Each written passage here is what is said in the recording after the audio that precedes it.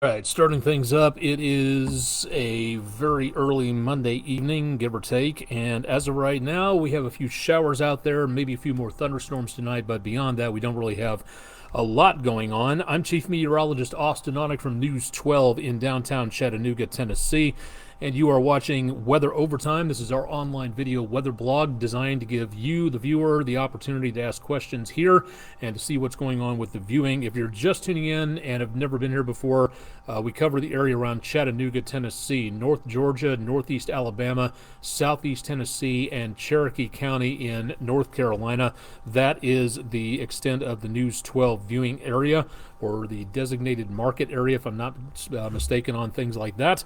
So again, thanks for joining us. Got questions about the forecast in the News 12 viewing area or beyond, let us know. Drop a comment into the section right there, and again, post this on your own page if you want to get the information out there about what we're trying to do here. This is your weather blog, so if there's questions you would like to ask, let's go ahead and hear them. Don't be shy about stuff. We'll continue again to give you some more information about what's going on with the forecast. Plus, we've got free weather radios to give away for one county in the viewing area from a county government. We'll talk about that in just a little bit. The tropics got very active over the weekend, and the 7-day forecast is going to show some very warm conditions coming up into the next several days. We'll talk more about all that coming up here in just a little while. Taking a look at the almanac page for the day, almost within a degree or two of spot on to where the numbers were lining up quite nicely. High of 87, just 1 degree below normal. A low of 69, 1 degree above normal for this time of the year. Managed to pick up about 0.6 of an inch of rainfall. Thankfully on that, we could definitely use it, and that drops our deficit to 0.6 of an inch for the year. So cut that in half pretty well and dropped us down to below 3.5 inches for the year itself. So June doing okay. We could definitely use some more, and definitely could use some more for the end of the year. We're going to be getting a good portion of that coming up in the next couple of days. We'll talk about that coming up here in just a little bit. Have to thank everybody for sending in the pictures over the last several days, weeks, and months. Jason Card got your name, did not get a location on that, but a great view nonetheless of what looks like a developing cumulonimbus cloud. So thank you very much for that. That's our West Shore home weather window picture of the day. Got pictures like Jason did to send it in to us. Drop them to the comments section of our social media sections, or again, just email them to us at pictures@wdef.com. If you don't want to use your name, we'll keep you anonymous. That's not a problem. But again, give us an idea as to where you were and what we were looking at, so we can tell everybody a little bit more about what you are doing out there. We'd love to show your pictures for you, but you have to send them in. You kind of see how that kind of works for us out there. Quiet for tonight from downtown. Lookout Mountain decently available and very good visibility over the course of the last several days and weeks, always interrupted by that smoke from those wildfires, and that also looking much clearer right now. These cameras part of the EPB fiber optics WeatherCam network. Lee Point, traffic moving along quite nicely.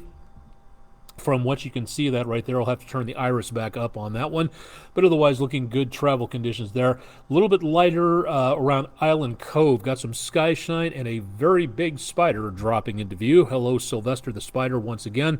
A little bit clearer off to the west, so a little bit more in the way of sunlight out there. Less than a week to go until we hit summertime. Matter of fact, it comes up in a couple of days, so the days keep getting longer until Wednesday, and then we start working our way back toward winter once again. Excuse me. So we'll be seeing those days start to shrink a little bit. Northwest view from the News 12 studios in downtown Chattanooga. Lookout Mountain North Slope out there, and looking across Broad Street to where they're putting in the brand new 7-Eleven. Can't wait for that to walk across the street and get some slushies immediately. Not seeing a lot of problems again from CHI Memorial Stadium. Good conditions there for travel, maybe a little bit dampish, but otherwise not seeing too much in the way of major problems where it comes to rainfall. We do still have some scattered showers around again right before 10 o'clock. Some very light showers passing through I-75 and back down toward I-59, making their way here down to the south and to the east. So we've got some scattered showers, better potential of thunderstorms back to our east, where there is a marginal threat, or was a marginal threat, of severe severe weather. We'll check that in a minute, but most of that moving off into the Carolinas and going back to the north and west by just a little bit. We've got some more areas of showers developing. Matter of fact, let me zoom out just a little bit more. And let's see if I can add the no, I deleted the satellite. Okay, well, that's okay, because right from here you can see again this nice little swirl in the atmosphere. That again is our area of low pressure that's been around for a little while, and it's going to be making its way down to the south and away from us. But as long as this swirl is in the area, this is our new weather maker. And again, we're talking about this area of low pressure here making its way on down toward the south and to the east. And as it does, more chances of showers, maybe some thunderstorms. It does not look to be a major severe weather situation at this time, but naturally we'll be watching those with a lot of interest to see what comes our way. On the maps, again, showing that area of low pressure right north of us, but it's going to be drifting over the area. So as long as it can draw in moisture from off the Atlantic and the Gulf of Mexico, we can feed more chances of showers and thunderstorms here, and then the potential for nicer weather with high pressure coming in from out of the west. That's going to give us the less chances of rain and going to give us the potential of some warmer conditions. You'll see that in the 7-day forecast coming up here in just a little bit. Severe weather threat for tonight, again, well east of Chattanooga, extreme eastern parts of Tennessee, and then back into and around the area of the Carolinas.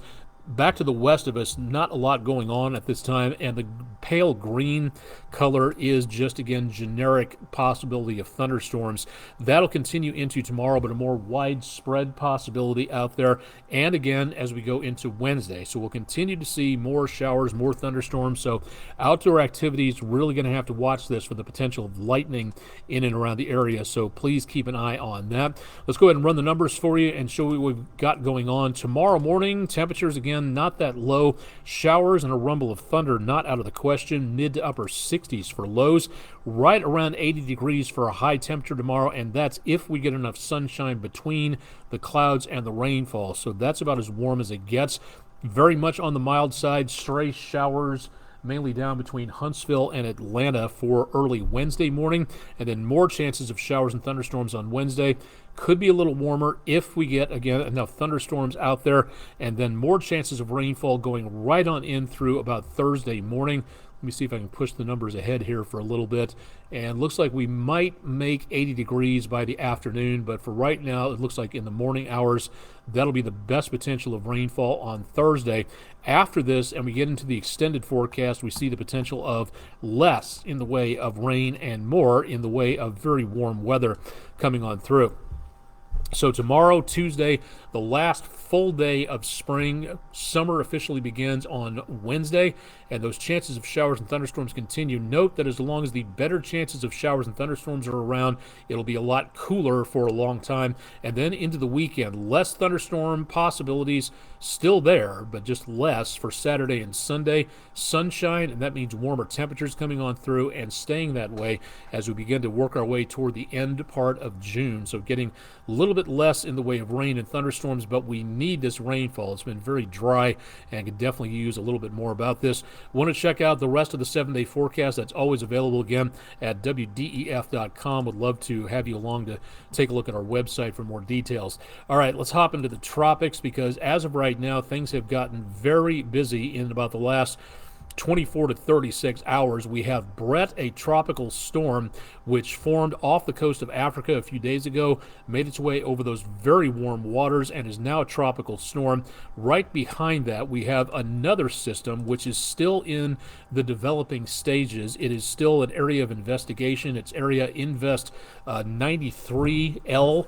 And this one, again, where that big X is making its way back toward the west. I may not have updated this information here with the latest update, so give me 2 seconds to show that. Now we have a 50% chance development for the next couple of days and 60% for the next days after that into the next week or so. Still following that same track that Brett has been on. It's possible that Brett is doing a good job with its rainfall of cooling off the ocean surface, and therefore this storm is not advancing as quickly as Brett was. So for right now, it looks like this is not the major concern. This will be. The question at this time is going to be which direction these storms are going to be going. Now for Brett, it looks like it is going to be taking a more westerly course, and this is for about the next 36 to 48 hours. Generally speaking, going again due west, which will put it somewhere over toward around the Leeward Islands and into and around, possibly coming up to the areas of the Western Caribbean. Now, tracking available storm energy through, again, the wave heights, we see those areas, put that into motion, and hopefully that'll repeat, but there we go. What we're looking for is, again, the higher colors here with green. That's Brett, and then the storm right behind it, that right there is Invest 93. So it's showing at least Brett making its way a little bit farther into around the areas that we just talked about, and it's possible, according to some of the computer models, that we might see this system, or these systems, I should say, make their way into and around the area back to our south. Again, we're tracking Brett right on in through here, and this is Invest 93L. This could be the C-name storm coming up here relatively soon. So this particular storm will follow this one. And notice the tracks of these storms. First of all, Brett goes straight on into the Caribbean and weakens as it approaches Central America. The storm after that appears to have a very good bump in energy according to what we're looking at here, and then by the time we hit the weekend, starts to take more of a northerly turn, putting it just southeast of Bermuda, that tiny black dot there in the middle of the ocean. So we could see, again, the potential of two storm systems forming here, one of them going west, one of them going north, so they don't look to be an immediate threat. But again, this is well in advance of everything going on. So the closer we get in time to where these storms go to, the longer we go ahead, basically, the more we're going to be able to tell you about it. Because right now, we just don't know. Again, we got a pretty good idea where things are going, and that gives us kind of a heads up. But ultimately, we're going to have to watch those models. Great information for right now, but these can always change. So if you are heading to anywhere around, say, portions of the Caribbean, the Florida area, Gulf Coast, East Coast, anything in the Bahamas, watch these storms. And it looks like we might have possibility of another wave coming off of Africa by about Friday night, Saturday morning, and quite possibly another wave setting up after that. Looks a little weaker than the first two, but this is something that, again, is really going to need to be watched, especially at this time of the year. So for right now, not seeing a great deal of problems, but that, again, could change, especially as these waters, where you see the dark red colors, that is bathtub warm water, upper 80s, lower 90 degrees. The first few feet of the ocean are holding in tremendous amounts of heat. That's not good for us as a whole, for the planet. That's not good for the circulation of the waters going up to the poles, cooling off, sinking down to the bottom of the ocean, and then warming back up at the equator. That big circulation current, if that gets interrupted or messed up somehow, that could have untold damages for us in the next half century to full century, and also the fact that we could be seeing more and stronger storms taking place for longer periods of time, forming at very odd places. The entire water here is just way above normal, and that is not good news. That is very, very worrisome, and that is something that we need to pay attention to if we want to have a planet to live on. So please, again, consider that next time you're considering climate change. It is real. Humans are causing it through fossil-fueled engines, and we need to be very careful about what happens to our planet in the next 20 to 30 years if we're going to have a chance of saving all of this. And I, for one, would like to be able to live on this planet a little bit longer, if at all possible. All right, couple public service announcements for you. Number one, if you are a Whitfield County, Georgia resident in the News 12 viewing area, this Thursday, the 21st, this Wednesday, the 21st, from 10 a.m. to 1 p.m. at the Whitfield County Senior Center in Dalton, Georgia. The county government is giving away 300 weather radios, first come, first served. You'll need a photo ID to prove that you live in Whitfield County, Georgia. 300 people are going to walk away with a good potential of getting a tool that will help save their lives. Weather radio should be in every school, every home, every business, every place of worship, everywhere in the United States. And these are going to come pre-programmed from the Whitfield County government. So really cool to be able to see this. And again, more information available. You can go to our website or my social media pages to find out more about that. All right, number two, I said last week that the survey for hazard simplification was over with on the 16th. That was my bad. According to one of the websites I saw, it was supposed to be that way. Apparently that's wrong. The hazard simplification survey is your ability to tell the National Weather Service what you think about how their watches and warnings are issued, how they could be worded differently, how they could be better understood by the public. Your opportunity to make a voice for yourself and set policy with the National Weather Service. And this is going to go on for the foreseeable future. When we see something about a deadline approaching, we will let you know more about that. But if you want more about that, you can go to, again, my social media pages there for more details. Let's see, what else do we have here? Okay, we did the radio, we did that. Okay, also don't forget you can send your name on the Europa Clipper. That signature deadline is the 31st. Your name will go on a microchip to be sent to the moon of Europa around Jupiter. The end of the signature period is December 31st. The launch of this is over a year away, but there's still tons of preparations to make for this satellite to orbit the moon Europa, coming to within 16 miles of the moon's surface. That's really cool to be able to take a look and see what is going to be able to see very close up with this probe going out there. Very excited to be able to see more about that at this time. Don't forget also, again, if you're a school teacher, if you're a school administrator, vacation Bible school, summer science camp, if you would like for us to come out and talk to your kids about weather and science and weather safety, you have the opportunity to do so. All you have to do is just contact us on our website, go to the Food City Weather in the Classroom program, request a visit from us, and all you have to do is go to Weather in the Classroom at wdef.com/weather if you'd like to know a little bit more about that particular situation. All right, coming up in about less than a week, matter of fact, this next weekend, this is a hobby and a subject that is near and dear to my heart. I got my amateur radio license in 2000. I should have gotten it a lot earlier because it is a very fun hobby, amateur radio, and this weekend is Amateur Radio's open house, to where the amateur radio operators operate from the field out and about, and they try to take advantage of alternate power sources.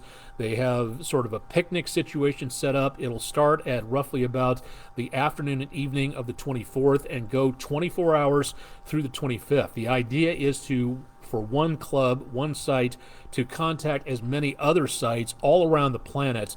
And it's sort of a contest situation, but it also is a great way to introduce amateur radio to the community. So if you'd like to know more about this and you see a big antenna and maybe some amateur radio signs out someplace and a sign that says location, city, state, amateur radio club, and you'd like to know more about amateur radio, stop by, ask questions. The best opportunity to learn is to ask questions from the people who have been there before and to know a little bit more about what the hobby is all about. It's not just about people tweaking electronics in basements. Amateur radio operators are people who want to be involved in their community, and they are there when disaster strikes. The catchphrase is, when all else fails, amateur radio works. So it's a good opportunity to say, okay, this is really neat. How do I find out more? There's websites out there. Yes, there's going to be a lot of people who say, oh, I have my cell phone, I'm good. In a very big disaster situation, major earthquake, hurricane striking a particular area, God forbid, a terrorist attack going on that causes problems, cell phone towers could be damaged, non-functioning, powerless for days and weeks, and it's nearly impossible to use this technology. So the emergency messages can be sent during situations like that. to find out about the health and welfare of people you may care about that can't get in contact with you. It's an enormously fun and a very practical hobby as well, and I can't say enough good about it. So if you'd like to know more about this, all you have to do is go to ARRL.org. That's the symbol you see here, the American Radio Relay League, and find out more about Field Day. You can find out where they're going. They're going to be clubs that set up shop in and around the area. A lot of them register. Some of them don't because they don't use social media. So you may just see a group setting up with an antenna someplace that doesn't usually set up somewhere, and that you may see them operating out of someone's driveway. Stop by, ask questions, because the best amateur radio operators and the best amateur radio clubs are going to be very welcoming and are going to say to you, yeah, come on over, we'll explain things, we'll talk about stuff, we'll introduce you to this hobby. So please consider becoming an amateur radio operator, introducing your kids to it. It's not as expensive as you might think.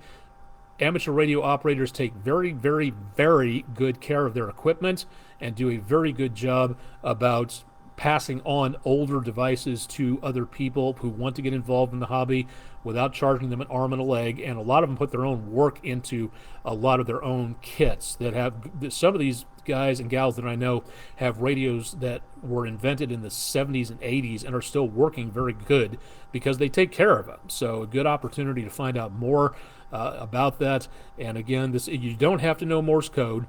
And if I'm not mistaken, the entry fee that you can take from the clubs available, I believe it's only $15 for a license from the FCC. And as I said, I would love to go on about this, but I'll do another 40 minutes talking about things. And you obviously tuned in here for more about the weather. So again, that's what we're going to be talking here. But if you want to know more, let me know. And this is coming up this weekend, the 24th and 25th. And again, if you'd like to know more, we'd be glad to give you an idea as to what's going on. Questions, concerns, ideas, email information. You can find out more details at wdef.com/weather. If you'd like to know more about what's happening for your forecast availability right through here. You can also get in contact with anybody at News 12 through this website on the personnel page. And again, find out from me, Onek, AONEK, at WDEF.com if you would like to be able to take a look and see what's going on. Email me, let me know what's happening. If you'd like to see more of something on here, less of something on here, give us a shout. We can't do this without you. 90% of our story ideas are what gets phoned into us from people like you. Again, the public gives us a lot of good information about, hey, did you see this? Or, hey, did you notice this? Or did you know this was going on? That's where we get a lot of our story ideas from. So if you don't tell us, good chance we don't know. So again, it's something to think about there if at all possible.